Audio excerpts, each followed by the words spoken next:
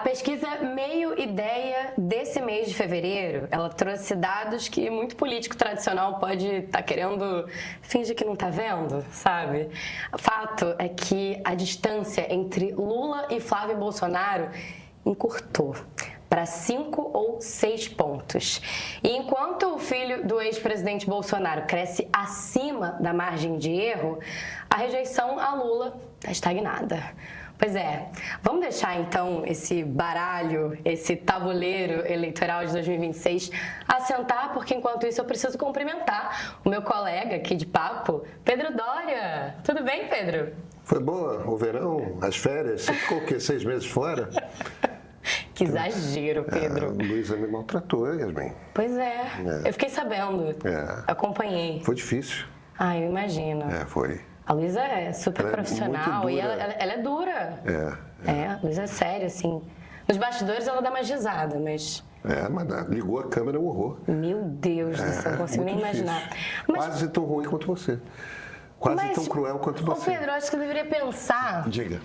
Sem querer sair do assunto, mas eu acho que você tem que pensar às vezes, quando as coisas assim cruzam o seu caminho, as dificuldades, será que não é para te trazer um aprendizado? Será que você não está merecendo passar por aquela experiência para sair fortalecido? Talvez seja, sabe as palavras. Né? Sabe as palavras. Jovem mística. Um pouco, né? A gente não vai falar só de pesquisa Meio Ideia, não, tá? A gente vai ter que entrar no buraco fundo do escândalo do Banco Master também, tá bom? Isso. Combinado? Simbora. Bora pro react.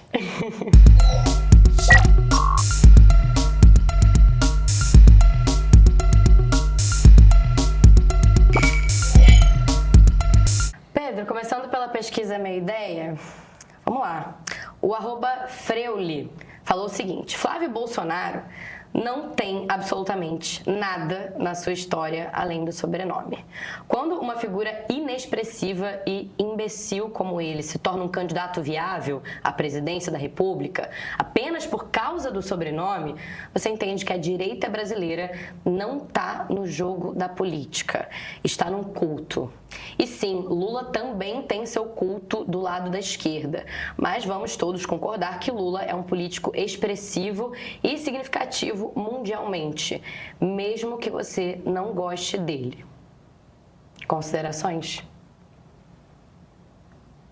Eu acho que o bolsonarismo não é um culto, mas é sim ancorado num líder forte e carismático. O termo que a gente usa para isso em ciência política é populismo. E é isso, é populismo. Agora, a esquerda brasileira tem uma tradição populista muito forte. Não sei se o nosso espectador já viu o Lula em ação.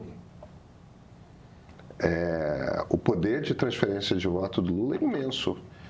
Dilma não é ninguém. Dilma não tem nenhuma relevância política, nenhuma importância. Aliás, foi uma presidente particularmente incapaz. Dilma era simplesmente um poste do Lula. Tudo que ele falou sobre o Flávio pode ser dito a respeito da Dilma, com a diferença de que o Flávio tem experiência política. Imagina, um bandido corrupto pra cacete e tal, mas isso é uma outra história. Tem muito mais experiência política do que a Dilma tinha, como alguém eleito com mandato, etc. E, pelo amor de Deus, quais são os grandes líderes históricos da esquerda brasileira além do Lula? Leonel Brizola, João Goulart, Getúlio Vargas, Luiz Carlos Prestes. Enfim. Pedro, eu vou seguir aqui com uma dobradinha. O Éder falou o seguinte... Desculpa. Claro. Eu quero deixar claro, eu não estou comparando nenhuma dessas figuras com Jair Bolsonaro. O ponto não é esse. Eu acho que, para mim, você está falando de líderes populistas. O ponto que eu estou fazendo é exatamente essa relação entre o líder político e o seu eleitorado, que é uma relação de admiração e dedicação. A marca das lideranças importantes históricas da esquerda brasileira é justamente dessa conexão que passa muito mais pela emoção do que pela razão. não dá para dizer a esquerda é bacana e a direita... Tá. Isso é típico da América Latina, esse tipo de relação com seus líderes políticos. É muito típico, não é da esquerda ou da direita, é da nossa cultura política. Um endeusamento. É. Vou seguir aqui para a gente falar um pouco mais sobre esse momento de ascensão de Flávio Bolsonaro, seja lá se ele vai durar muito ou não, a ver. Mas, enfim, o Éder, que eu falei Éder, mas é Ederson, desculpa. O @Ederson falou o seguinte: eu acho que a rejeição do Flávio tende a subir quando ele começar a ser exposto como candidato. E o Adriano falou o seguinte: o Flávio possui menos rejeição no espontâneo, na pesquisa espontânea, porque ninguém ainda entendeu que ele vai ser o candidato. Por isso, ele não teria sido mencionado pelas pessoas, na opinião do Adriano. Não, a gente vê na primeira edição de janeiro, fevereiro, o Flávio na espontânea já ultrapassou em muito o pai. Isso quer dizer que, para aquele bolsonarista mais raiz, ele já entendeu que o candidato é o Flávio. Eu não acho que tenha essa pegada, não. Agora, a maior parte das pessoas não sabe que o Flávio é o cara da rachadinha. Não lembra a história da loja da Copenhagen que lavava o dinheiro da rachadinha? Super faturado. Não sabe da mansão de 14 milhões de reais que ele comprou por 6 com dinheiro emprestado do BRB, o mesmo BRB do esquema do Master. A maior parte das pessoas não sabe que eu estava ouvindo o Guilherme Amado ontem. O Guilherme fez um comentário muito interessante que ninguém sabe quem é o maluquinho dos 3 filhos de Bolsonaro, né? Ninguém sabe quem é o maluquinho, quem é o trampista e quem é o corrupto. O Flávio é o corrupto. Não quer dizer que os outros não sejam, é que os outros... O Eduardo é mais lembrado pelo radicalismo político dele e o Carlos é mais lembrado porque é um cara realmente desequilibrado. O Flávio é aquele cara mais pacato, é um sujeito pacato da família Bolsonaro que só está preocupado em roubar. Não, as pessoas não registraram isso ainda. E eu tenho a impressão de que isso vai aumentar, sim, a rejeição do Flávio Bolsonaro. Então, esse argumento do Ederson, você concorda? Eu tendo a concordar, nesse sim. Momento. Eu tendo a concordar, sim. Mas a questão é se vai aumentar no nível da rejeição do Lula. Isso não está claro para mim ainda, tá? No caso, a gente está acompanhando e a rejeição ao Lula... É isso. Tá lá, né? É isso. Firme e forte. É isso. E a gente está muito no início da corrida eleitoral. Pedro, seguindo, eu vou trazer o comentário do Eduardo. Ele falou que você só esqueceu de contabilizar o eleitor que vai começar a observar o contra-cheque sem o desconto do imposto de renda de pessoa física. Isso sem contar com o Vale Gás. Você acha que isso pode fortalecer o Lula nesse ano? Eu acho que pode, sim. A questão é a seguinte: quantas pessoas ganham até 5 mil reais na CLT? Pois é. E quantas dessas pessoas não são eleitoras do Lula? Isso não está claro para mim, tá? E isso não está claro para o Palácio do Planalto também. Eles fizeram ação e a ação vai ter um impacto eleitoral. Agora, uma coisa que eu não esqueci de contabilizar é o seguinte: no primeiro semestre, aí não é só essa questão do desconto no imposto de renda, tá? Sim. No primeiro semestre de ano eleitoral, todo presidente que concorre à reeleição tem um aumento de popularidade. Porque todos gastam mais dinheiro de alguma forma. Desconto de imposto de renda, uma bolsa aqui, um programa ali. Todo mundo olha e tem um cofre. Olha, Bolsonaro foi assim. Dilma foi assim. O Lula foi assim. Fernando Henrique foi assim. Todo mundo cresce no primeiro semestre do ano eleitoral. Eu não estou querendo parecer aquele cara. Não, todos fazem isso.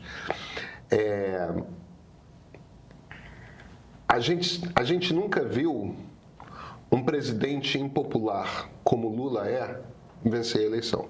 Eu sei que a esquerda tem a impressão de que o presidente é muito popular. o presidente tem uma popularidade razoável, ele é mais impopular do que impopular.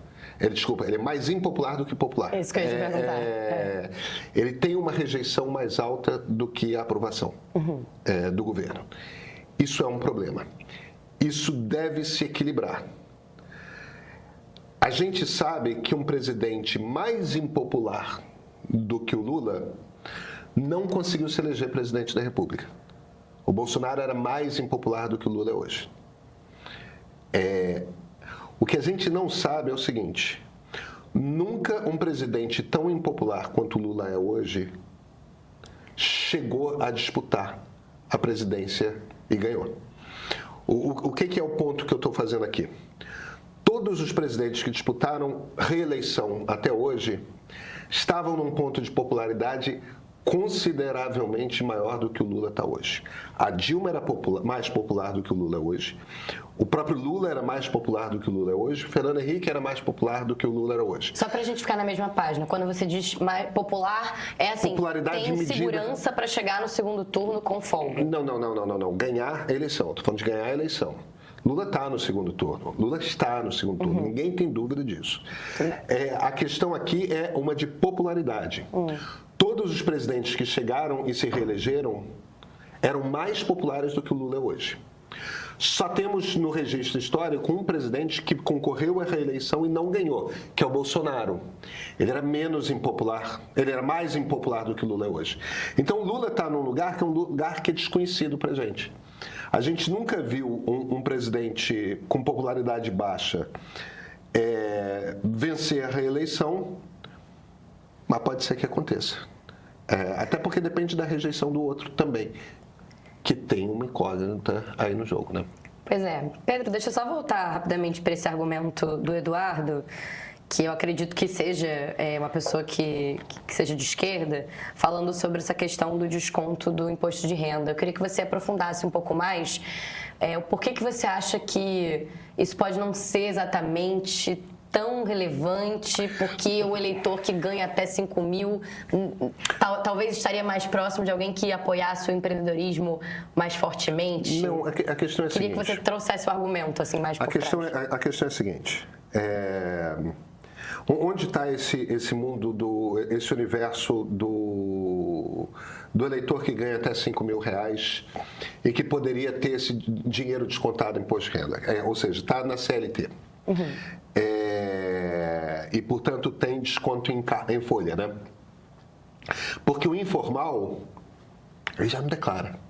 Entendeu? Um bombeiro hidráulico que trabalha pra cacete e ganha 5 mil reais por mês, ele não está passando nota fiscal de tudo. Ele não está passando recibo de tudo. Ele está recebendo ali na conta. Vai fazer de tudo para não bater essa cota, inclusive. Esse cara não vai ver o benefício porque ele já não paga imposto. Entendeu? O benefício é só para quem paga imposto de renda. E quem paga imposto de renda no Brasil é quem é ou funcionário público ou está contratado por CLT. Essas são as pessoas que realmente pagam imposto de renda. A maior parte das outras pessoas não paga.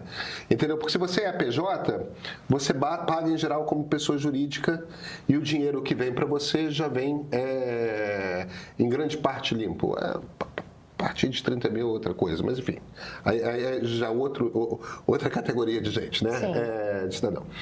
Então, quem é esse público?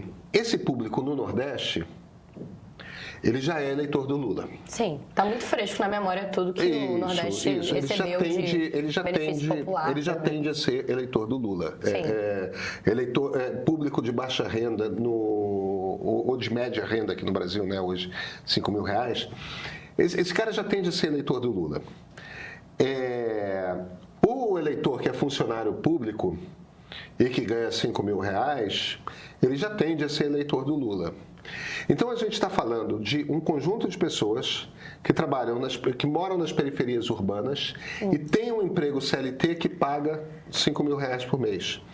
Esse é o conjunto de pessoas que talvez não vote no Lula e que vai ver benefício. Opa! Eu tinha um desconto imenso e deixei de ter esse desconto imenso na folha. Porque é todo mês, né? Você recebe o salário, já vem o dinheiro descontado do rolerite ou do contra-cheque, dependendo de como você chame. Esse é o público que não é necessariamente do Lula e que ele pode ganhar. É pouca gente, não é um universo tão grande assim. Esse universo existe. Eu acho que está cedo para a gente conseguir afirmar. Eu não vi ninguém que tenha feito uma conta exata de qual é o universo potencial de eleitores que o Lula ganha, que o Lula já não tinha, que tem justamente essa característica, né? CLT, funcionário público, até R$5.000. Então parece ser esse público que não era do Lula necessariamente. Periferia urbana. E na periferia urbana, cada vez mais a informalidade é o que é percebido como valor. A CLT não é, nessa faixa, percebida tanto como ganho, como valor. Então, nem o Palácio do Planalto sabe exatamente quantas pessoas realmente foram beneficiadas que são um eleitor novo. Isso não está claro, percebe? O que não quer dizer que o Lula não possa ter tornado mais felizes com o governo um eleitor que ele já tem, e isso tem seu valor, mas não necessariamente traz para a eleição, percebe? Perfeito. Pedro, eu vou seguir com o comentário do André e junto o do Vitor. Vamos lá. O André diz o seguinte: em que planeta esse Pedro Doria acha que está? Também queria saber. Ao dizer que a esquerda tem nojinho do centro. É o centro que tem flertado constantemente com a extrema-direita.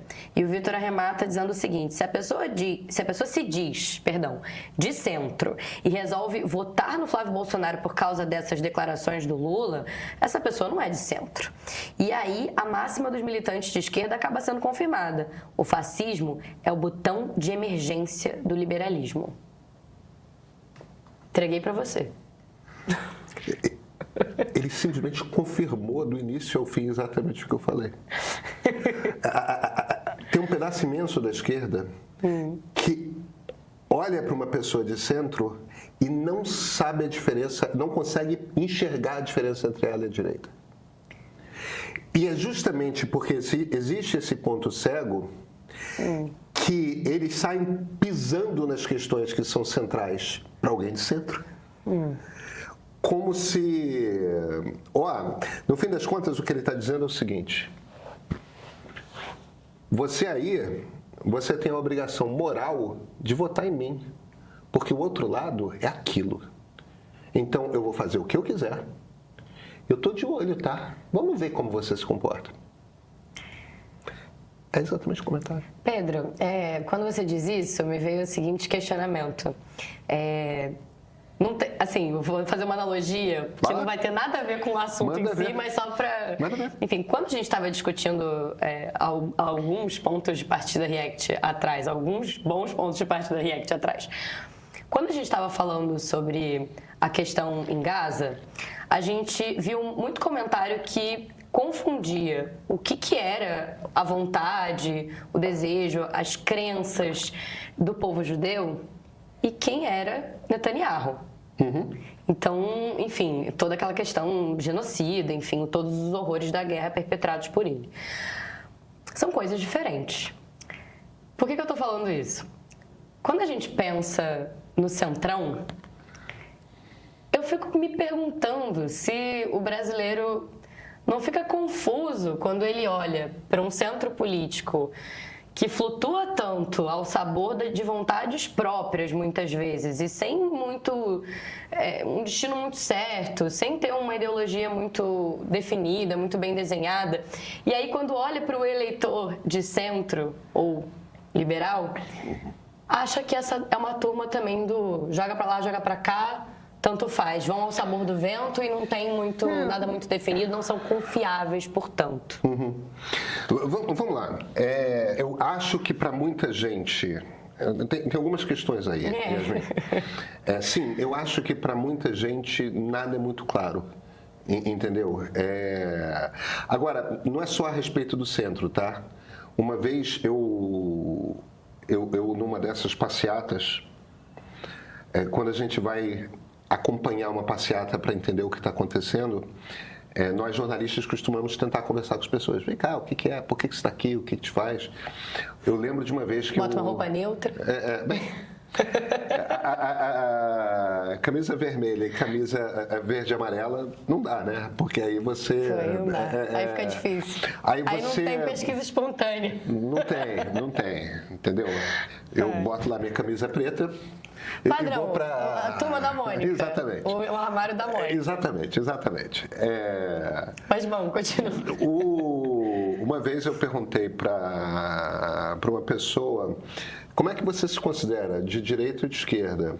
A pessoa olhou para mim como se eu estivesse fazendo uma pergunta que era quase ofensiva, como eu posso ter dúvidas? Aí ela me respondeu de presto: eu sou uma pessoa de direita. Eu faço tudo direito. Como você pode achar que eu não faço tudo direito? Eu não posso ser de esquerda se eu sou uma pessoa de direita. E na cabeça dessa pessoa, era isso que funcionava. Era isso que queria dizer. Não fez o teste do painel ideológico do meio para saber se é de direita, se é de esquerda, onde é que tá. Eu não acho que a maior parte das pessoas que assistem às coisas da gente tenham esse nível de ingenuidade política. Mas, sim, eu tenho certeza que tem muita gente que acha que centro e centrão é a mesma coisa. Pois é. Né? Como tem um monte de gente que acha que ser esquerdo é porque você não é direito, entendeu? E nada disso é verdade, evidentemente. Não é assim que funciona. Agora, tem uma segunda questão que é o seguinte. O centro político, e a gente viu isso muito nitidamente na nossa pesquisa, eu sempre brinquei, né? Eu caibo numa Kombi, é muito pouca gente. Agora a gente sabe, é 6,5% da sociedade. É pequeno. É 6,5% da sociedade. É pequeno. O centro político é pequeno. E está tudo bem. Mas é pequeno. Então, a maior parte das pessoas é pequeno, está muito concentrado no Sudeste, entendeu? Tem Nordeste nas capitais, tem Sul nas capitais, Centro-Oeste e Norte é mais raro. E é isso. Para você ter uma noção, a proporção de ensino superior nas pessoas de centro é de próximo de 70%. Entendeu? A média na sociedade brasileira é 20%. Então, para a maior parte do Brasil, uma pessoa de centro, com valores de centro, é uma pessoa com a qual elas jamais vão cruzar o caminho. Entende? Se você mora no campo, se você... somos poucos e somos desconhecidos. Agora, é um conjunto diferente de valores. Vamos lá. Se você for pegar aquela definição italiana do Norberto Bobbio de o que é esquerda, o que é direita, a direita quer liberdade, a esquerda quer igualdade, o centro é o que está tentando equilibrar as duas coisas, igualdade e liberdade. Se você for usar a definição inglesa, né, do Michael Friedan, que é a que o Christian usa e que eu prefiro mais, a esquerda são 3 histórias diferentes que cada um tem na cabeça, tá certo? A esquerda considera que a sociedade foi organizada por uma determinada elite e as regras que regem a sociedade são dessa elite e o objetivo é preservar a desigualdade, é preservar a injustiça. Então você tem um bloquinho que quer manter seus privilégios e você tem uma vasta maioria que não quer. A história de como o mundo funciona na cabeça de uma pessoa de esquerda é essa. A história que a direita conta é o seguinte: a sociedade é um troço para si mesmo, tá? A maneira como a direita entende o mundo. A direita conta uma história que funciona da seguinte forma: demorou muito tempo para a sociedade se organizar. Ela é uma coisa que vem da história. E ela é meio que um acidente. Foi simplesmente o que foi acontecendo. Ninguém quis que a sociedade se organizasse desse jeito. Mas porque passou muito tempo e se consolidou, esse negócio está estável. O homem já não é mais o lobo do próprio homem. Essa coisa está organizada e não mexe. Porque se você mexer, você vai desequilibrar. E se você desequilibrar, a vida vai ficar muito pior para todo mundo. Então não mexe. Não mexe. Essa é a visão de direita.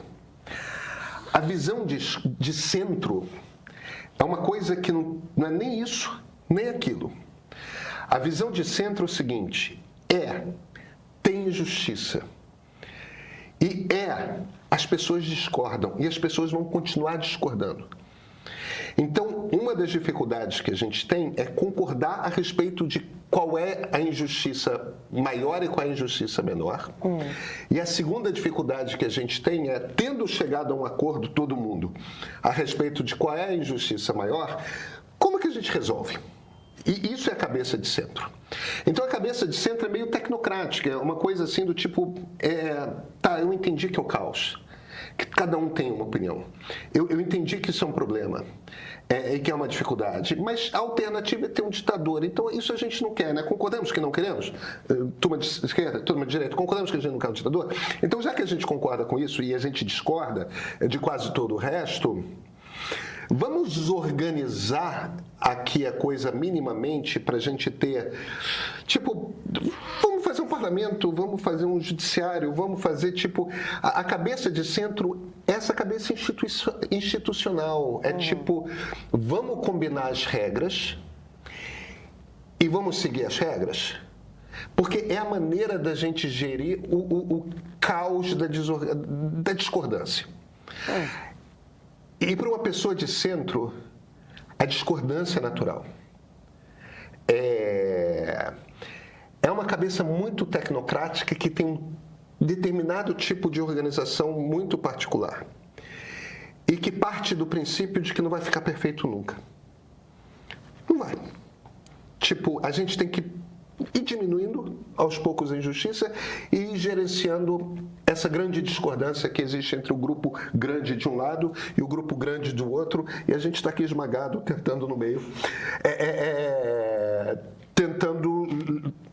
tentando chamar todo mundo para aqui, vamos brincar junto, vamos ficar amiguinho. Eu sei que eu estou fazendo uma coisa meio estereotipada, mas o objetivo principal é mostrar que são três cabeças que entendem a coisa de uma maneira diferente. Que entendem uma coisa de uma maneira muito diferente. E porque o centro é pequeno, e porque o centro não é movido à indignação, porque essa é uma das outras coisas que complica o troço. Eu sei que política é uma coisa que mobiliza emoção. Na esquerda, é uma justa indignação com a injustiça que é percebida. Tá? Isso gera muita indignação. E essa indignação é a força motriz que mobiliza e arregimenta a militância na esquerda.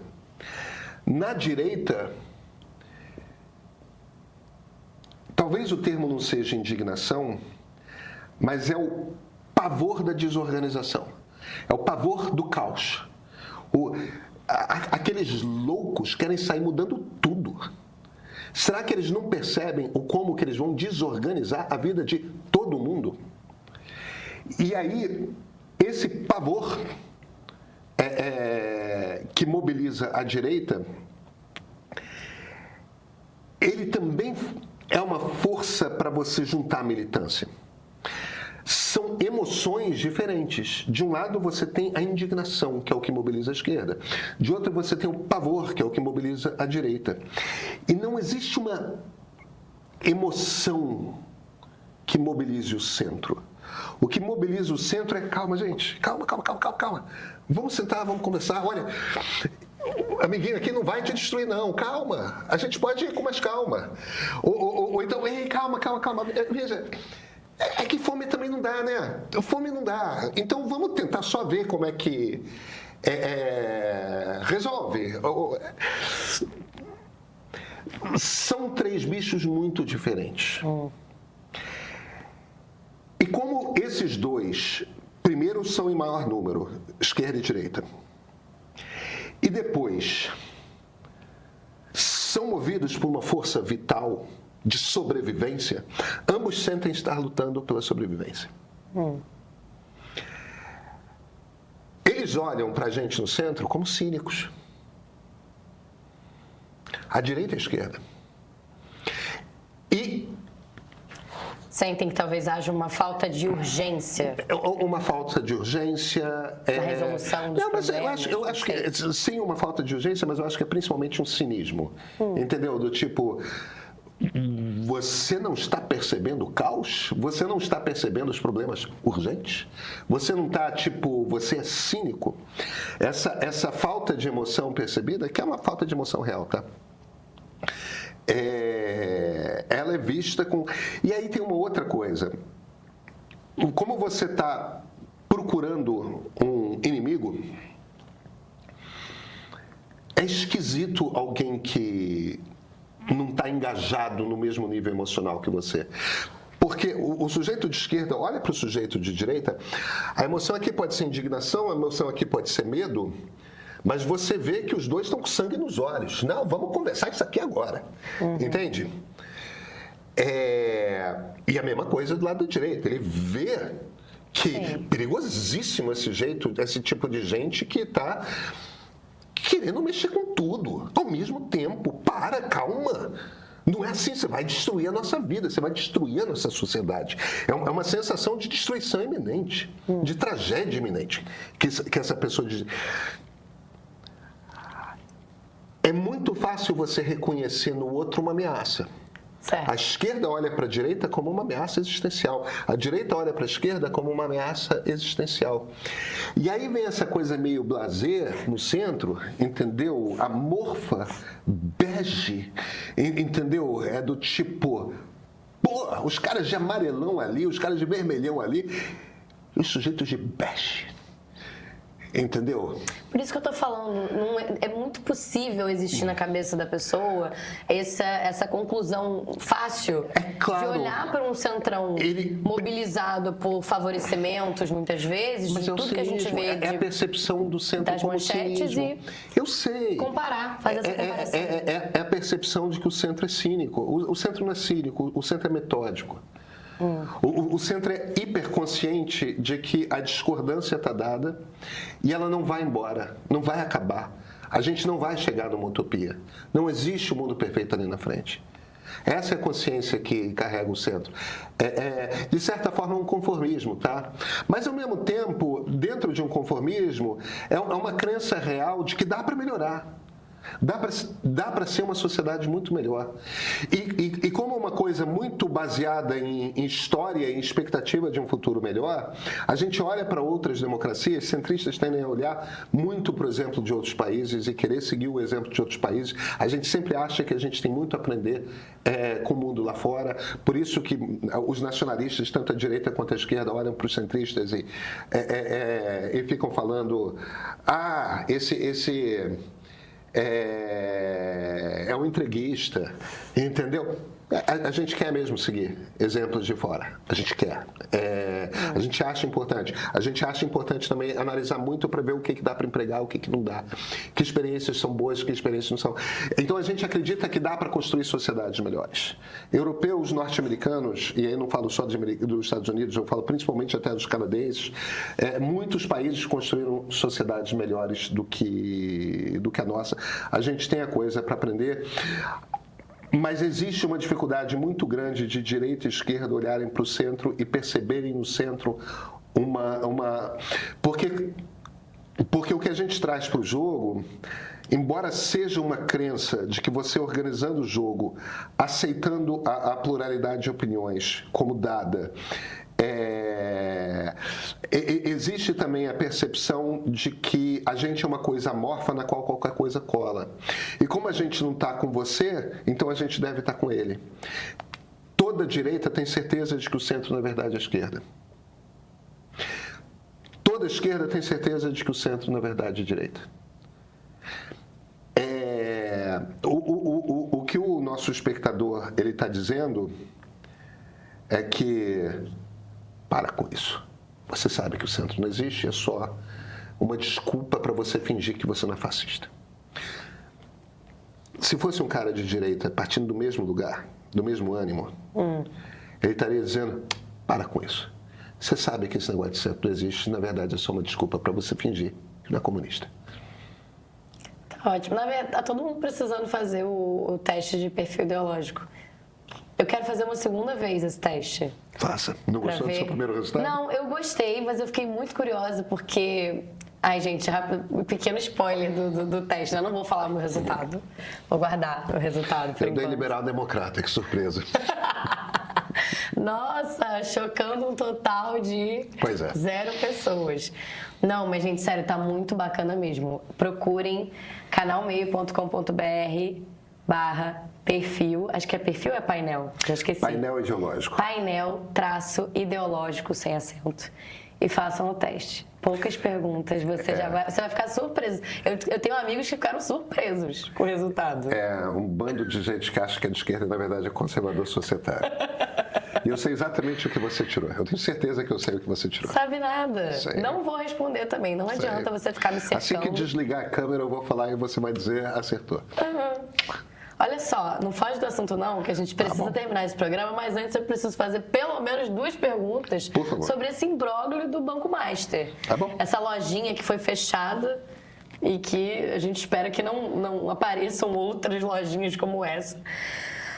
Bom, eu vou ter que começar apenas com essa colocação e aí eu vou para o comentário da Barbosa. Mas antes eu preciso ler esse comentário, essa piada do Gabri. Ele falou o seguinte: parece um começo de piada, essa situação do Banco Master. Um jornalista chega num bar e pergunta o que o PCC, o INSS e o Banco Master têm em comum. E a piada não termina, infelizmente, porque o final está sob sigilo. Não sou eu que vou discutir. @Raiz Barbosa falou o seguinte: o caso Master é a expressão master, daria para dizer, do patrimonialismo na nossa sociedade brasileira, refletindo como a estrutura de poder é construída em um emaranhado de relações que confundem as questões públicas e privadas, sequestrando instituições, autoridades, onde as relações de compadrinhos familiares e interesses econômicos pautam o cotidiano na vida política brasileira. A gente está gravando esse programa numa quinta-feira e tá confusa a situação com relação à elaboração do Código de Ética do Supremo Tribunal Federal. E a gente tem o Toffoli e o Alexandre de Moraes muito veemente sobre o que pode, o que não pode um magistrado, falando como muitas vezes já é uma carreira em que a pessoa é muito tolhida de crescer economicamente, participando de outras coisas, podendo dar aulas, palestras, etc., e se envolver de outras maneiras para ter ganhos, enfim, poder crescer o seu patrimônio. Muito complexa essa discussão quando você coloca em jogo o fato de que uma dessas pessoas que pode estar envolvida nesse negócio está julgando muitas vezes casos que são sobre questões, enfim, de propriedade rural, tantas outras que foram citadas pelos ministros. Veja, um juiz pode, pela Constituição brasileira, ter posses, ter ações de uma empresa, ter terras, entendeu? Ser acionista de negócio, não pode estar envolvido na administração. Sim. A Constituição é muito clara dizendo que você só pode ter uma segunda profissão se você for juiz, de professor. Você pode dar aula. É a única coisa que você pode fazer. Você pode ser sócio de uma empresa, você não pode trabalhar nessa empresa. Você não pode administrar essa empresa. Você não pode ter uma outra função. E a Constituição conta que juízes saberão se afastar quando eles não tiverem a independência necessária para julgar. Nem o Alexandre, nem o Toffoli poderiam estar sequer perto do caso do Master. Eles estão perto demais. Eles estão próximos demais. Eles se beneficiam diretamente. Agora sim, o Daniel Vorcaro, ele não é um oligarca, ele é um cara que veio do nada, mas ele entendeu direitinho como é que se faz esse jogo na política brasileira. Ele se embrenhou com um dos pedaços mais importantes do PT, que é o PT da Bahia. Ele se embrenhou com os economistas de esquerda. Ele se embrenhou com todo o pensamento econômico de esquerda. Está ali, o Paulo Gaia, a Manteiga. É um troço inacreditável. Ele se embrenhou com todo o Centrão. Todo o Centrão. É um troço inacreditável. Entendeu? Ele se embrenhou com vários governos estaduais. O governo do Rio, do Amapá, é onde você está mais claro. Via governo do Amapá, a gente tem Davi Alcolumbre. A gente tem presidentes de partidos do Centrão. Né? Ciro Nogueira e Antônio Rueda são os mais evidentes. Ele distribuiu favores e distribuiu dinheiro e distribuiu tudo como pôde para fazer, porque e esse eu acho que é o ponto-chave na história. O Vorcaro sabia que ele estava montando um esquema de pirâmide. Ele sabia que ele estava pagando um tipo de juro nas aplicações que era impossível de sustentar. Então, como é que você monta um esquema de pirâmide? Você vai pegando dinheiro novo e as pessoas que sacam, você tem aquele dinheiro novo para fazer parecer que existe aquele lucro. Só que isso tudo é à custa de dinheiro novo entrando. Que dinheiro novo entrando é esse? Dinheiro de previdência estadual, entendeu? Rio de Janeiro jogando dinheiro. Brasília, Distrito Federal jogando dinheiro, governo do Amapá jogando dinheiro. Você vai jogando aqueles dinheiros, e vai criando essa impressão de que é um negócio de sucesso. É um negócio de sucesso. E você sabe que tem uma hora que você vai parar de conseguir atrair dinheiro novo. Nessa hora é a hora que você sai do país, né? Essa hora é que você sai do país ou você arranja alguém para quem passar o prejuízo. O plano era vender o banco para o BRB, para o Banco de Brasília. O Banco de Brasília ia assumir o prejuízo, assumir o buraco. E como é que você faz isso? Eu não sei quem vai estar no poder, então eu vou ter um pedaço da direita, eu vou ter um pedaço da esquerda, todo mundo vai me dever favor e todo mundo vai ter se beneficiado comigo. E por via das dúvidas, eu vou também me embrenhar no Supremo Tribunal Federal. Vou sair contratando escritório de filho de juiz, de mulher de juiz do Supremo. Lewandowski, Alexandre de Moraes, Toffoli, vou comprar negócio de... como é que você faz? Compra aqui um negócio dos irmãos do Toffoli, que não é dos irmãos do Toffoli, é do Toffoli, né? O nome desse resort é sensacional. Sensacional. Vai lá e compra compra os serviços do filho do Lewandowski, da mulher do Alexandre de Moraes. Vai se embrenhando, porque você vai ter tanta gente dedicada a te proteger que você se salva. Agora, eu só queria lembrar uma coisa para as pessoas. Pode parecer que não, mas a democracia brasileira está funcionando. Porque isso que está acontecendo com o Master, o Brasil sempre foi assim. A diferença é que a gente não ficava falando desse tipo de coisa todo dia. E a gente está falando desse tipo de coisa todo dia. Por quê? Porque numa democracia, por mais poderosos que sejam ministros do Supremo, presidente do Senado, ex-ministro do Supremo, ministro dentro do Palácio do Planalto, governadores de Estado, por mais poderosos que sejam essas pessoas todas, entendeu? Ex-ministros da Fazenda, por mais poder que tenha essa gente toda, não estão conseguindo controlar. A indignação da sociedade está se mostrando e está todo mundo envolvido. Todos os lados, não quer dizer que estejam todas as pessoas envolvidas, mas todos os lados políticos estão envolvidos. Não dá para você, desculpa, você está vivendo uma ilusão se você acha que não tem gente do seu lado político envolvido.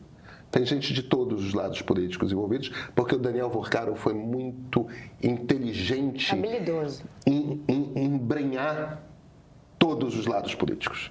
E como tinha gente querendo fazer dinheiro por todos os lados. Pedro, vamos lá. Eu queria... Tem tanto comentário bom. Eu vou ler 2 aqui, que tem vieses diferentes, para depois a gente fechar com... Aliás, deixa eu trazer essa correção logo, de uma vez. Tinha alguns comentários falando sobre um erro de informação que teve no vídeo. Desculpa estar trazendo isso só agora, né? A gente acabou começando a falar do Master, mas eu vou trazer um exemplo que é o do @midburn, que falou que, olha, janeiro de 2022 começou o governo Lula? Não, foi 2023. E foi um erro ali de roteiro, né, Pedro? Como é que foi isso? Assim? Desatenção. Eu estava mostrando como as ligações se davam. Aí eu fiz a conexão da nomeação do Paulo Gala como economista-chefe do Banco Master com o momento da posse do Lula. E está errado. O Gala, na verdade, virou economista-chefe no final de 2001, não no início de 2022. E o Lula, evidentemente, só tomou posse em 2023. Algumas pessoas reclamaram de eu não ter tirado o vídeo do ar. Por que eu não tirei o vídeo? Primeiro, gente, pelo amor de Deus, isso aqui é internet. Se eu tiro o vídeo do ar, a quantidade de gente que ia virar, está escondendo o próprio erro, tudo mais, não, está errado. Então, a maneira como a gente faz você não esconde o erro está lá. Eu botei por escrito. Infelizmente, o YouTube não permite que a gente interfira num texto, num vídeo que já está publicado. A gente não consegue fazer isso. Publicou, está ali congelado, você pode tirar. Então, eu botei por escrito a correção. E tem uma segunda coisa.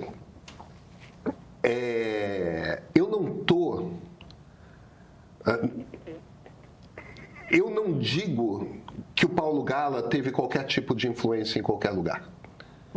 Entendeu? Se eu dissesse... Eu faço a ligação com a posse do Lula. Mas eu não digo que ele conseguiu influenciar em alguma coisa no Palácio do Planalto, eu não digo que ele conseguiu influenciar alguma coisa no Ministério da Fazenda. Pelo contrário, eu até digo explicitamente que não houve influência dele no Ministério da Fazenda. Você só estava salientando mesmo a questão da proximidade temporal entre os dois fatos. É isso. Então, eu não envolvi na história do Paulo ninguém que não tivesse de fato envolvido. Eu não fiz essa conexão. Então, eu senti que é um erro que eu tinha que corrigir, mas que não era um erro que desmontava o raciocínio ou tornava incorreto o raciocínio que eu estava desenvolvendo no vídeo inteiro. Está errada a informação, está corrigida. O Paulo Gala, ele se defende, ele tornou público um vídeo em que ele se defende dizendo o seguinte...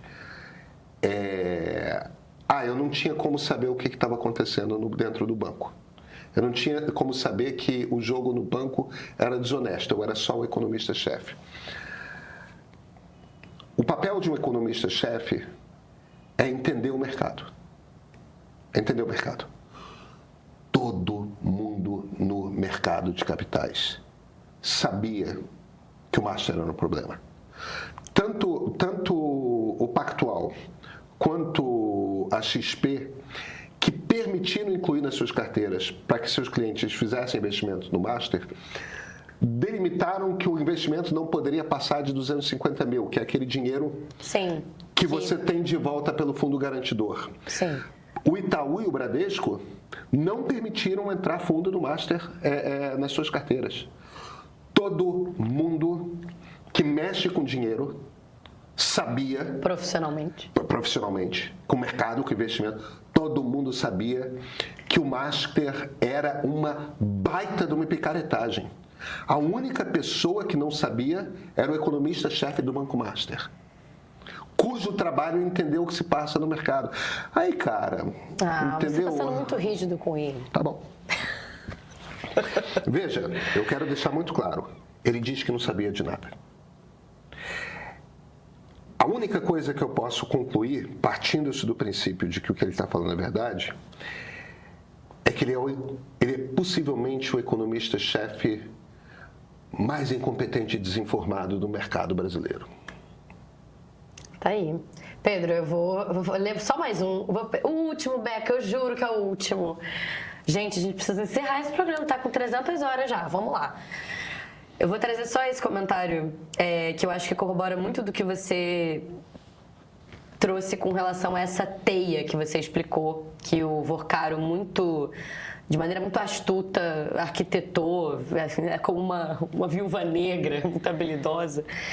O @Dudu, ele falou o seguinte: esse caso do Master me dá a impressão de ser o típico caso que quase ninguém quer investigar. E nesse ponto, eu acho que a gente tem que admitir que uma investigação como essa, pelo menos na história recente, só avança em governos petistas, ainda que haja petistas envolvidos, como foi na Lava Jato. O Lula parece dar autonomia à Polícia Federal, não me parece interessado em parar as investigações e, mesmo assim, leva 90% da culpa de tudo o que é descoberto no governo dele, INSS, o Master, etc. Mas por que essas investigações não começaram antes? Me parece que em outros governos a operação Abafa acontece antes das operações da PF. Não sei se ele teve essa impressão porque ele é lulista ou...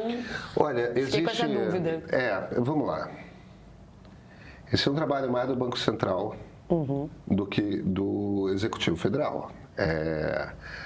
Agora, é muito claro para quem trabalha no mercado, isso eu falo ouvindo, que o Roberto Campos Neto errou feio em não fazer antes uma intervenção no Master. Ele como presidente do Banco Central. Eu não ouço ninguém questionando o Gabriel Galípolo como atual presidente do Banco Central. Eu não sei se é justo cobrar do governo Lula de não ter feito nada antes. Primeiro, porque a liquidação de um banco é responsabilidade do BC, não do Executivo. E o Poder Executivo não tem nada a ver com isso. O Poder Executivo não tem nada a ver com isso. E segundo, porque uma investigação da Polícia Federal, a Polícia Federal tem que ser autônoma, não é o Palácio do Planalto, não é nem o Ministério da Justiça que está em cima da PF, que tem que dizer que investigação que vai ser feita ou não. A Polícia Federal tem que ser autônoma. Eu não vejo por que cobrar do governo Lula no caso do Banco Master, não, tá? Eu acho que o que ele está trazendo é muito uma impressão também que fica, assim, em termos assim, como a sociedade vê, mais do que os fatos em si. Enfim, eu acho que existe muita gente dentro do governo PT que tem muito rabo preso. O Lula parece estar muito desenvolto. Eu não esperaria que o próprio Lula tivesse rabo preso nessa história, não. Porque ele parece muito tranquilo. Tem gente que trabalha no mesmo andar dele que tem problema. Eu acho que não. E os Bolsonaro estão todos muito em silêncio, né? A ver aí. Acho que a gente vai ter que deixar desenrolar mais um pouco. Vamos. Vamos ver se o STF vai dar mais tempo também, né? Uns diazinhos a mais para a Polícia Federal trabalhar. Pedro, chega por hoje, né? Eu voltei numa animação. Eu tô sentindo, Gente, fica 4 férias é uma meses de coisa férias. maravilhosa. Viva esse direito do trabalhador brasileiro. 4 meses de férias, né? Que mentira. Vai mentir pra mentiroso, Pedro. Não, foram 2 semaninhas. 2 semaninhas ótimas. Já vou marcar as próximas. Faça isso. Eu faria isso por essa. Por favor. Tem que ser antes das eleições, gente, porque virou junho, julho, acabou. Não tem mais vida. É isso. Até semana que vem. Até. Em ano eleitoral, o problema não é falta de informação, é o excesso de ruído, gente, a superficialidade e a briga constante pela sua atenção. É fácil se sentir perdido. O nosso trabalho no meio é fazer o oposto. Nossa missão é te dar clareza. É por isso que criamos a Pesquisa Meio Ideia, uma parceria nossa com o Instituto de Pesquisa Ideia, e os resultados de fevereiro já estão disponíveis. A pesquisa acompanha mês a mês o humor do eleitor brasileiro, o que pesa na escolha, o que muda voto, quais movimentos estão se consolidando no cenário político. Quem é assinante Meio Premium recebe a pesquisa em primeira mão em PDF, feita para leitura no celular e para circular, porque informação de qualidade precisa andar. Mas olha, a pesquisa é apenas a porta de entrada do nosso pacote de eleições de 2026. O pacote inclui ainda análises exclusivas que conectam os pontos, reportagens de bastidores direto de Brasília e newsletters especiais que antecipam os movimentos da política. É a sua ferramenta para ter uma visão de 360 graus, formar sua própria opinião com base sólida e qualificar as conversas que realmente importam. Por apenas R$15 por mês, você deixa de ser um espectador da política para se tornar alguém que entende profundamente. Assina o Meio Premium, tenha o controle da sua informação.